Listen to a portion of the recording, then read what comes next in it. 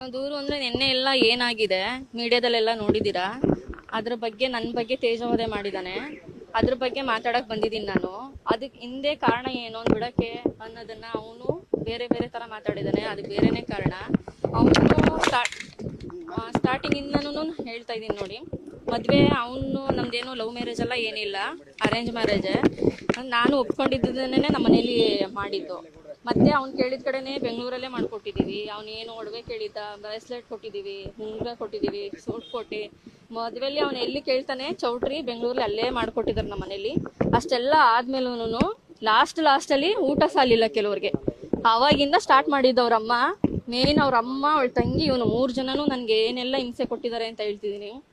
ಮತ್ತೆ ಅದಾದ್ಮೇಲೆ ನಿಮ್ ಮನೆ ಮದ್ವೆಯಿಂದ ಸ್ಟಾರ್ಟ್ ಆಗಿದ್ದು. ನನ್ನ ಮಗ ಒಬ್ನೇ ಮಗ ಇದ್ದ, ಒಳ್ಳೆ ಕಡೆ ತರ್ತಿದ್ವಿ, ನನ್ ಮನೆ ಕೊನೆಯವ್ರು ಊಟ ಸಾಲಿಲ್ಲ, ಇಷ್ಟೆಲ್ಲ ಮರ್ಯಾದೆ ಹೋಯ್ತು ಅಂತೇಳಿ ಸ್ಟಾರ್ಟ್ ಮಾಡಿದವಳು.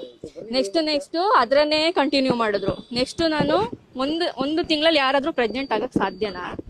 ನಾನು ಡೇಟ್ ಆಗಿದ್ದಕ್ಕೆ ಏನ್ ಪ್ರತಿ ತಿಂಗಳು ಇದೆ. ಹಳ್ಳಿ ಕಡೆ ಕೊಡ್ತಾರಲ್ಲ ತಟ್ಟೆ ಲೋಟ ಚಾಪೆ, ಅದು ನನಗ್ ಕೊಟ್ಲು. ಅವಳು ಮಗಳು ಆದ್ರೆ ಹೊರಗಡೆ ಎಲ್ಲ ತಿರ್ಗಾಡ್ಬೋದು. ಕೇಳಿದ್ರೆ ನಮ್ ದೇವ್ರು ಮನೆ ದೇವ್ರಿಗೆ ಸೊಸೆರ್ ಕಂಡ್ರಾಗಲ್ಲ, ಹೆಣ್ಣು ಮಕ್ಳು ಮಾತ್ರ ಓಡಾಡ್ಬೋದು ಅಂತ. ಅಲ್ಲಿ ಏನಾದ್ರು ಹೇಳಾಯ್ತಾ ದೇವ್ರಂಗಂತೇಳಿ. ನೆಕ್ಸ್ಟ್ ಖಂಡಿತ. ನೆಕ್ಸ್ಟ್ ಬಂದು ಏನಾಯ್ತು, 3 ತಿಂಗಳು ಮತ್ತೆ ನನ್ ಪ್ರೆಗ್ನೆಂಟ್ ಆದೆ. ಆದ್ಮೇಲೆ ಅದು ಒಂಥರ ಇದು. ಅವಳ ಮಗಳಿಗೆ 18 ವರ್ಷ ಮಕ್ಳಿರ್ಲಿಲ್ಲ. ನೆಕ್ಸ್ಟ್ ನನ್ ಪ್ರೆಗ್ನೆಂಟ್ ಆದ್ಮೇಲೆ ಅವಳು ಮಕ್ಳಾಯ್ತು. ಇವಳು ನೆನ್ನೆ ಮೊನ್ನೆ ಬಂದೊಳಗಾಯ್ತು, ನನ್ ಮಗಳಿಗಿಲ್ಲ ಅಂತ ಅದರಿಂದ ಶುರು ಮಾಡಿದ್ಲು. ಮತ್ತೆ 3 ತಿಂಗಳು ನನ್ ಪ್ರೆಗ್ನೆಂಟ್ ಅಲ್ಲಿ ಅವಳು ಗಂಡ ತೀರ್ಕೊಂಡ. ಆಕ್ಸಿಡೆಂಟ್ ಆಗಿ ತೀರ್ಕೊಂಡ್ರು. ಅದಕ್ಕೆ ನಾನು ಹೊಣೆ. ಇವಳು ಬಂದ್ ಕಾಲ್ಗಳಿಗೆಲಿ ನನ್ನ ಗಂಡ ತಿನ್ಕೊಂಡ್ಲು ಅಂತ ಪ್ರತಿ ದಿನ ಹಿಂಸೆ ಕೊಡೋಕ್ ಶುರು ಮಾಡಿದ್ಲು.